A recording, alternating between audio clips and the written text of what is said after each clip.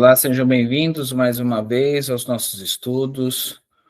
Hoje nós vamos dar continuidade ao Livro dos Espíritos. Nós estamos na questão 608 do Livro dos Espíritos.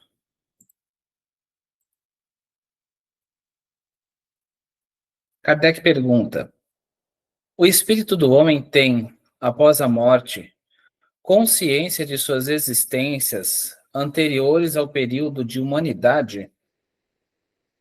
Ou seja, vamos pensar assim, no momento que a gente desencarnar, será que a gente lembra quando a gente estava antes de sermos, de nos tornarmos humanos, quando a gente estava ainda no reino animal? É isso que ele está perguntando, será que lembra antes de ser um ser humano, antes dessa humanidade?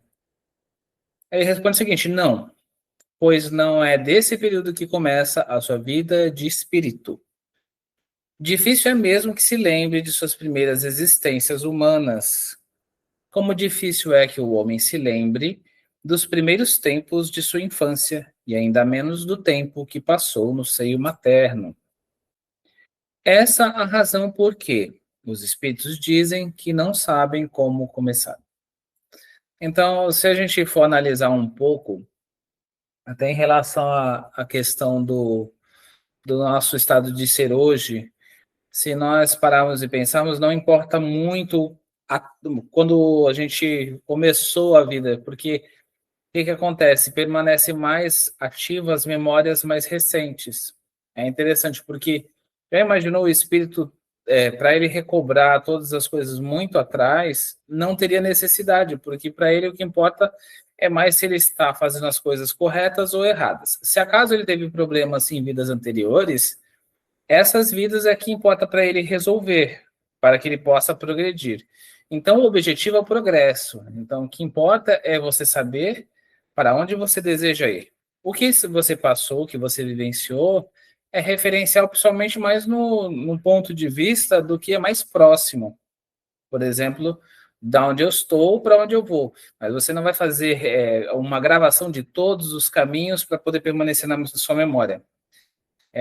Então é nesse ponto que ele está explicando, porque o espírito vai conservar, apesar de estar tudo lá, para poder fazer essa retrospecção até um ponto determinado, ele teria que fazer uma viagem em torno de tudo aquilo que aconteceu nas existências anteriores dele. E nesse caso especificamente, entra uma situação muito distante, e não tem porquê.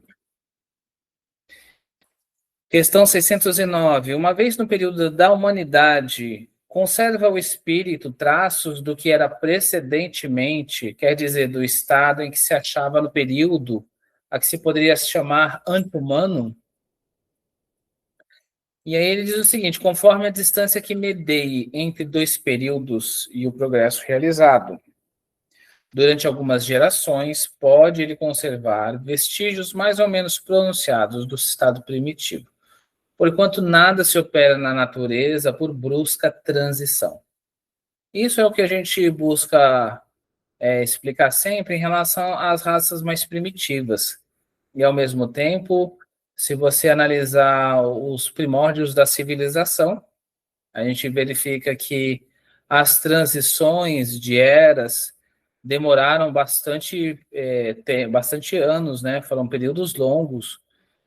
Então, se nós analisarmos só a questão da história humana na Terra, essa humanidade que a gente conhece, a gente pode perceber claramente que esses períodos são bastante vastos, bastante longos.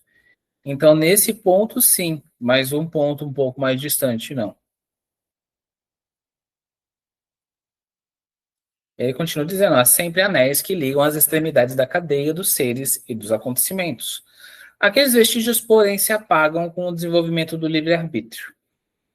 Os primeiros progressos só muito lentamente se efetuam porque ainda não têm a secundá-los à vontade. Vão em progressão mais rápida à medida que o espírito adquire mais perfeita consciência de si mesmo. Então, é um pouco parecido com a questão da pessoa, vamos dizer assim, pegar o embalo, né? Se a gente pensar na questão de um carro que ele precisa vencer a inércia, sempre é mais difícil o início, quando você está empurrando. Depois, quando ele pega aquela velocidade, porque ele já entrou num período de dinamismo, o que acontece? Essa inércia faz com que ele mesmo já vá para frente um pouco mais facilmente, porque já venceu o atrito estático. E nós, de certa forma, como acontece nas leis mais naturais, acontece também nas leis espirituais. Nós temos mais dificuldades quando nós estamos mais estagnados. Quando a gente começa a ver uma mudança verdadeira, uma vontade real, uma vontade de manter o propósito, o que acontece? O próprio hábito do ser para a transformação o ajuda a manter nesse mesmo ritmo. Então, é isso que ele está explicando. Os primeiros progressos só muito lentamente se efetuam, porque a vontade ainda é muito fraca. Questão 610. Ter-se-ão enganado os espíritos que disseram constituir o homem um ser à parte na ordem da criação? E eles respondem, não, mas a questão não fora desenvolvida. Ademais, há coisas que só a seu tempo podem ser esclarecidas. O homem é, com efeito, um ser à parte, visto possuir faculdades que o distinguem de todos os outros e ter outro destino. A espécie humana é a que Deus escolheu para a encarnação dos seres que podem conhecê-lo. Por que ele está explicando isso? Porque se nós pensarmos em termos de humanidade, nós temos que pensar em termos de ter consciência, ter livre-arbítrio.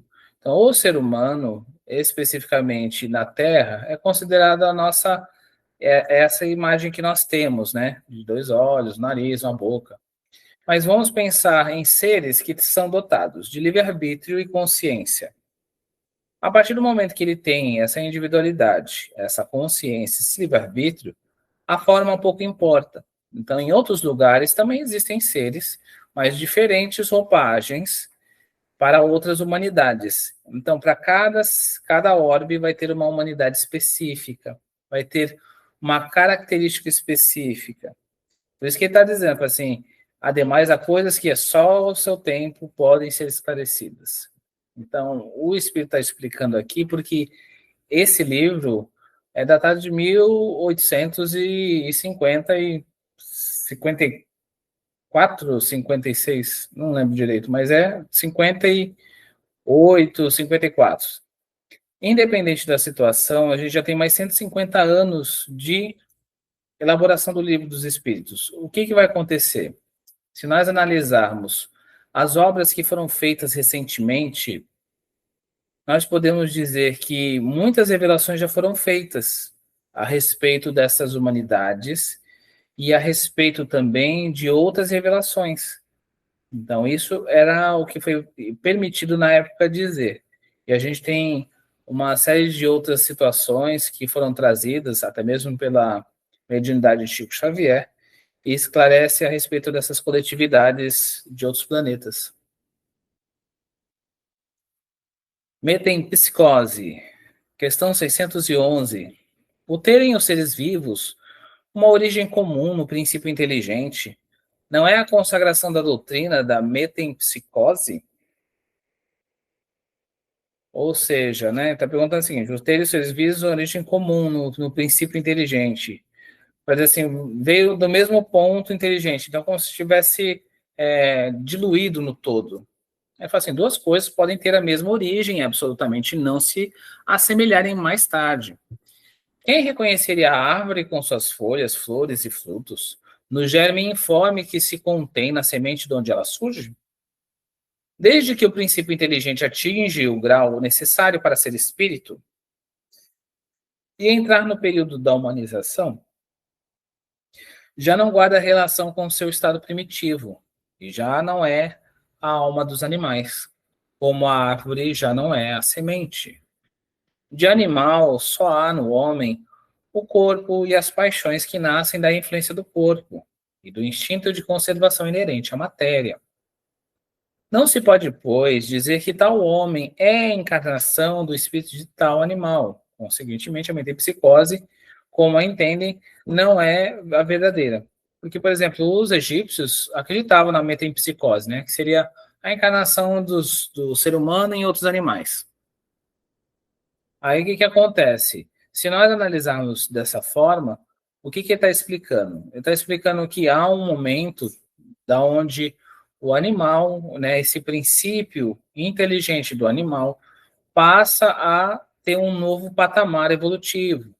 Por isso que ele fala, né, desde que um princípio inteligente atinge o grau necessário para ser espírito, ou seja, aquela individualidade intelectiva, que é o ser animal, por exemplo, um cachorro, né, tá lá o cachorrinho, mas ele começou a distanciar dos outros animais em evolução desse princípio inteligente, e daqui a pouco ele conseguiu passar a barreira que distingue um animal para ser um homem. Aí o que, que acontece? É isso que ele está dizendo. Assim, já a partir do momento que ele mudou, passou essa etapa, ele já não guarda relação com o estado anterior, já não é a alma dos animais.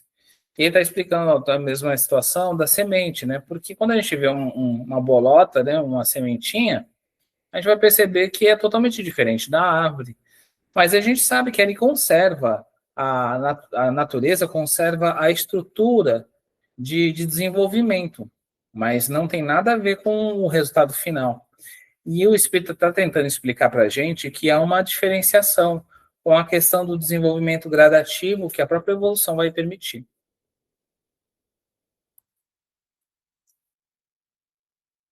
Questão 612. Poderia encarnar num animal o espírito que animou o corpo de um homem?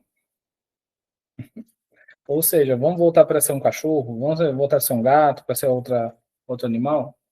É assim, isso seria retrogradar, o espírito não retrograda. O rio não remonta à sua nascente, ou seja, sempre a natureza segue o seu curso, vai adiante. Questão 613. Embora de todo errônea, a ideia ligada à mente e psicose não terá resultado do sentimento intuitivo que o homem possui de suas diferentes existências.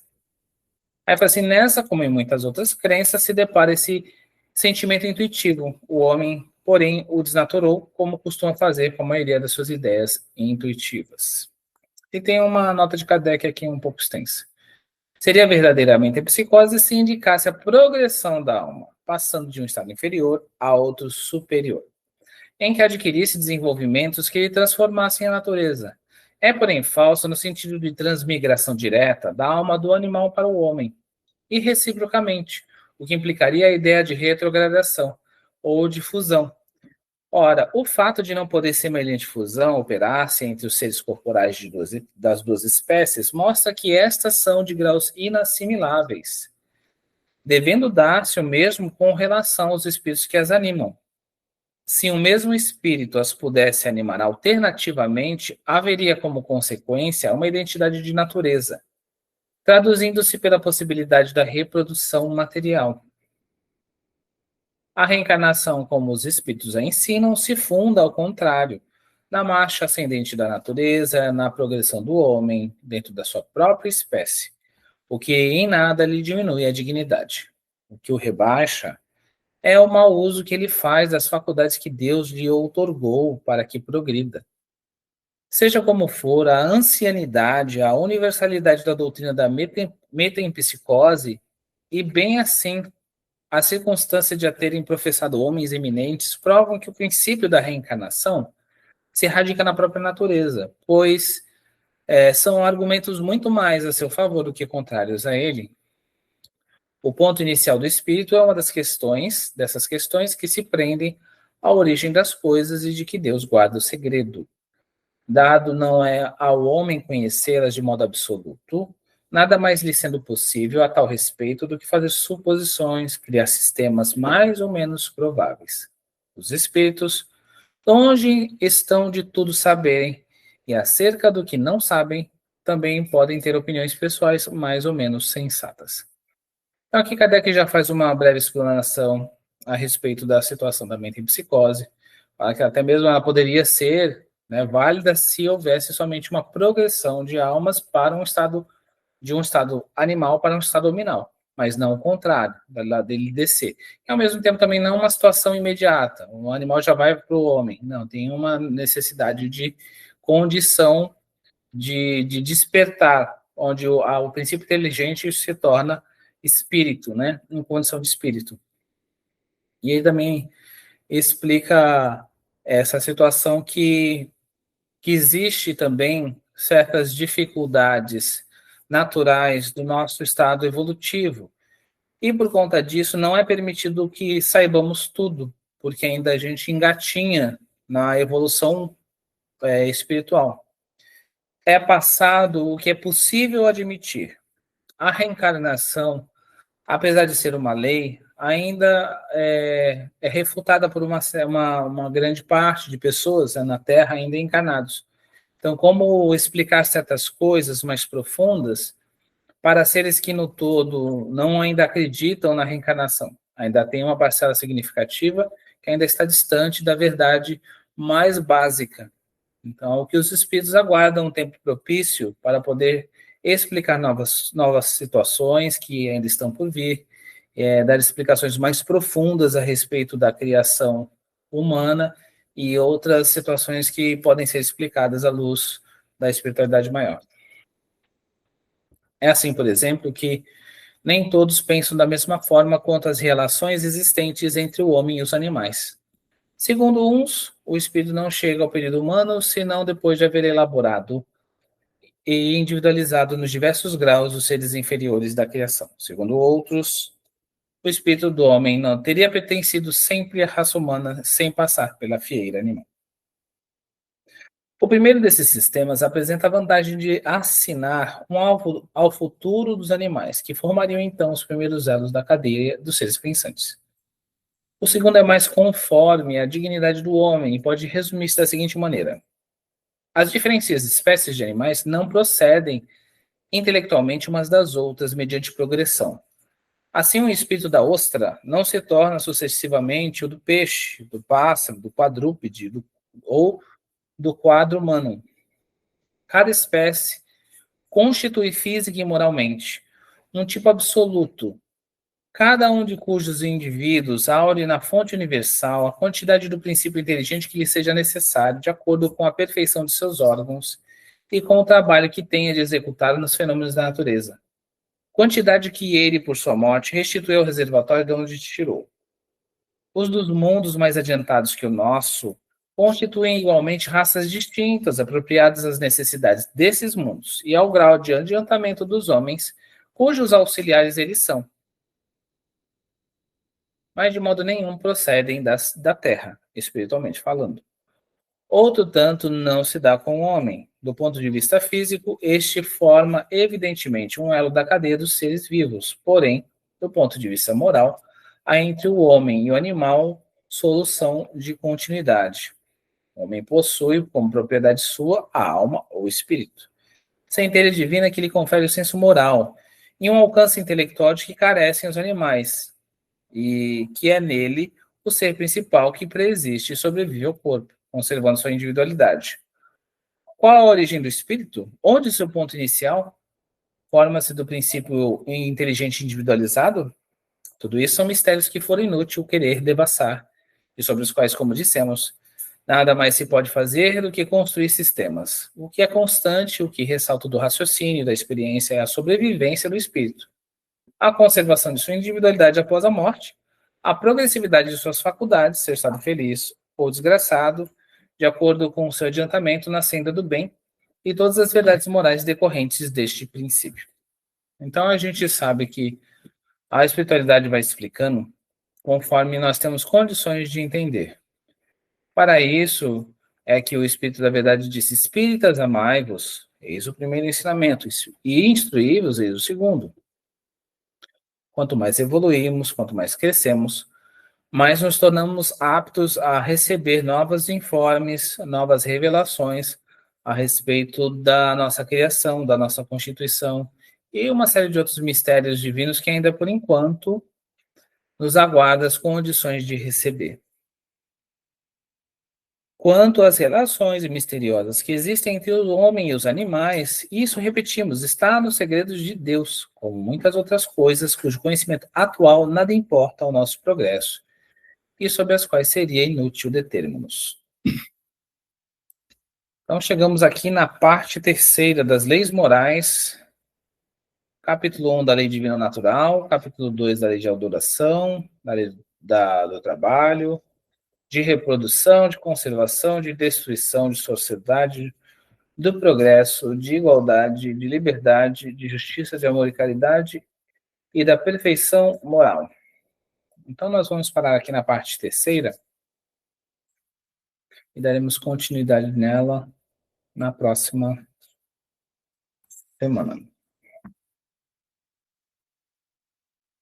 Vamos continuar agora com o livro Respostas da Vida.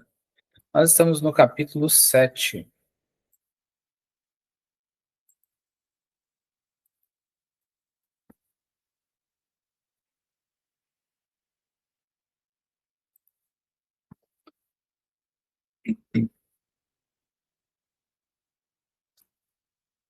Então, vamos ver o que o André nos traz. Presentes de amor. Quando você houver beneficiado a alguém, consolide sua bondade sobre a dádiva que fez, para que você não humilhe quem recebe.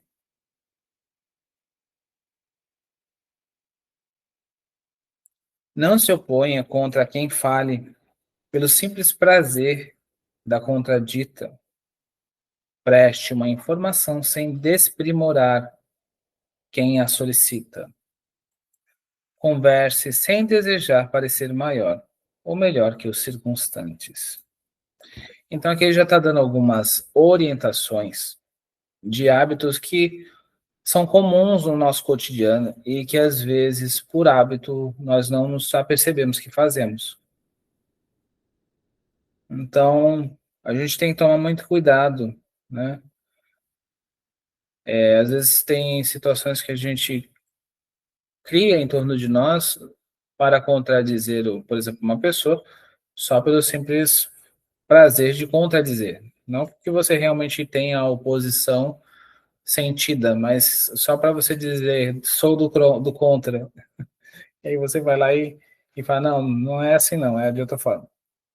E ao mesmo tempo, vamos dizer assim, a pessoa vai fazer uma informação, vai assim, poxa, você não sabe isso, né? A pessoa chega e fala assim, vamos supor que a maior parte das motos sejam de gasolina, e a pessoa pergunta, é gasolina? Fala assim, lógico que é gasolina.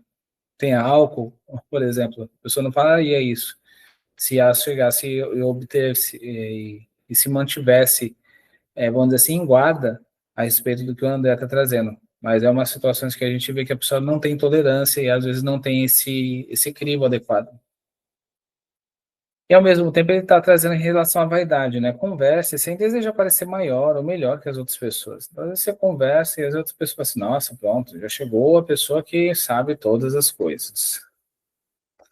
Habitue-se a evitar confrontações para não ferir a suscetibilidade de quem ouve.